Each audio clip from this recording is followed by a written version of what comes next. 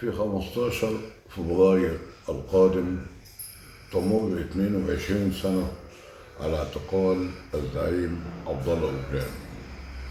عار على الإنسانية جميعا أن يظل هذا الإنسان، هذا المناضل، هذا الفيلسوف رهن القضبان طوال هذه السنوات الكبيرة.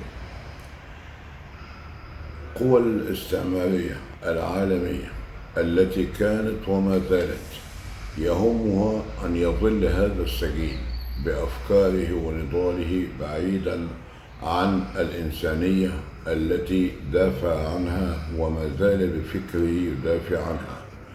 لذلك فإن على كافة الشعوب المقهورة أن يظل اسم عبد الله أوغلان في مخيلتها طلبا عزيزا للإفراج عنه، ولكي يتنسب نسيم الحرية ويسعد بها مع جماهيره وشعبه وكافة المناضلين في كل أنحاء الدنيا. إن الحملة الدولية التي تتصاعد يوما بعد يوم من أجل الإفراج عنه تتصاعد فعلا بشكل مستمر.